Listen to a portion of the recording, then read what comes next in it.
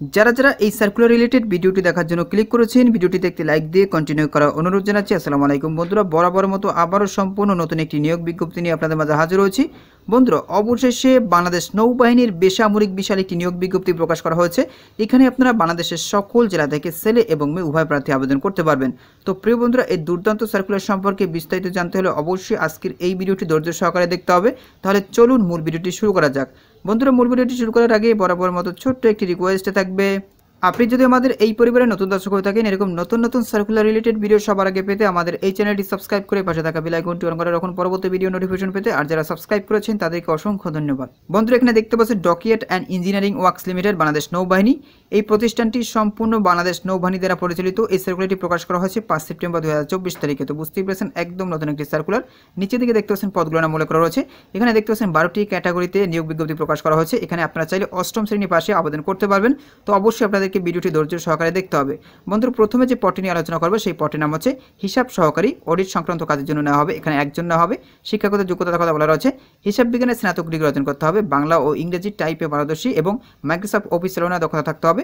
সংশ্লিষ্ট কাজে অভিজ্ঞতা সম্পন্ন প্রার্থীদেরকে অগ্রাধিকার দেওয়া হবে। বন্ধুরা, এরপরে দেখতে পাচ্ছেন উপর সহকারী প্রকৌশলী নেওয়া হবে একজন। এখানে দেখতে পাচ্ছেন শিক্ষাগত যোগ্যতা দরকার হবে। সরকারি অথবা সরকার কর্তৃক অনুমোদিত যে কোনো পলিটেকনিক ইনস্টিটিউট হতে ডিপ্লোমা ইন শিপ বিল্ডিং বা মেকানিক্যাল বা সিভিল বা উড টেকনোলজি থাকতে হবে।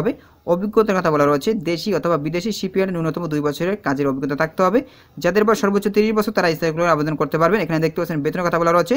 ডিউডব্লিউ লিমিটেডের নিজস্ব চুক্তিভিত্তিক বেতন কাঠামো অনুযায়ী বেতন প্রদান করা হবে। বন্ধুরা, এরপরে দেখতে পাচ্ছেন সুপারভাইজার কার্পেন্ট্রি নেওয়া হবে একজন। এখানে দেখতে পাচ্ছেন শিক্ষাগত যোগ্যতার কথা বলা রয়েছে। সরকারি অথবা সরকার কর্তৃক অনুমোদিত যে কোনো প্রতিষ্ঠান হতে কার্পেন্ট্রি সংশ্লিষ্ট ট্রেড কোর্স থাকতে হবে।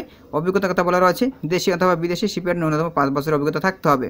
এরপরে দেখতে পাচ্ছেন সুপারভাইজার পেইন্ট নেওয়া হবে একজন। এখানে দেখতে পাচ্ছেন শিক্ষাগত যোগ্যতার কথা বলা রয়েছে। সরকারি অথবা সরকার কর্তৃক অনুমোদিত যে কোনো প্রতিষ্ঠান হতে পেইন্ট সংশ্লিষ্ট ট্রেড কোর্সে উত্তীর্ণ হতে হবে। অভিজ্ঞতার কথা বলা রয়েছে। দেশি অথবা বিদেশি শিপইয়ার্ডে ন্যূনতম 5 বছরের অভিজ্ঞতা থাকতে হবে। আর এখানে দেখতে পাচ্ছেন যাদের বয়স সর্বোচ্চ 30 বছর তারাও এই সার্কুলারে আবেদন করতে পারবেন। আর বেতনের কথা বলা রয়েছে। ডিডব্লিউএ লিমিটেডের নিজস্ব চুক্তিভিত্তিক বেতন কাঠামো অনুযায়ী বেতন প্রদান করা হবে। এরপর বন্ধুরা দেখতে পাচ্ছেন সুপারভাইজার মেকানিক্যাল নেওয়া হবে একজন। শিক্ষাগত যোগ্যতা দরকার হবে। সরকারি অথবা সরকার কর্তৃক অনুমোদিত যে কোনো প্রতিষ্ঠান হতে মেকানিক্যাল সংশ্লিষ্ট ট্রেড কোর্স থাকতে হবে। অভিজ্ঞতার কথা বলা রয়েছে। দেশি অথবা বিদেশি শিপইয়ার্ডে ন্যূনতম 5 বছরের অভিজ্ঞতা থাকতে হবে।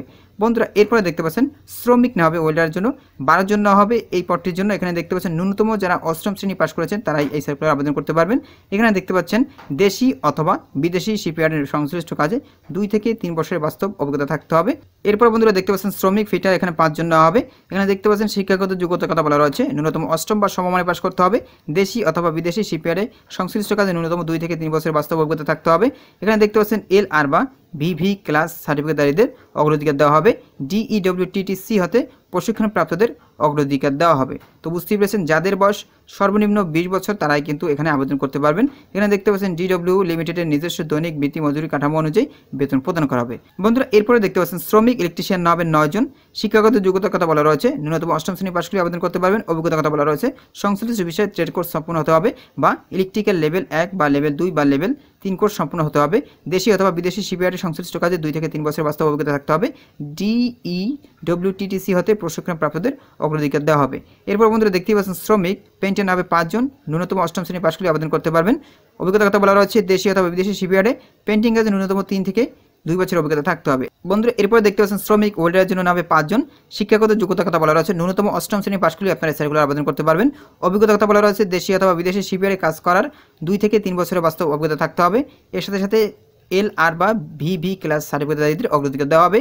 এরপর বন্ধুরা দেখতে পাচ্ছেন শ্রমিক পাইপ ফিটার নেওয়া হবে 12 জন। এখানে দেখতে পাচ্ছেন অষ্টম বা সমমানে পাশ করতে হবে। দেশি অথবা বিদেশি শিপইয়ার্ডে কমপক্ষে 2 থেকে 3 বছরের বাস্তব অভিজ্ঞতা থাকতে হবে।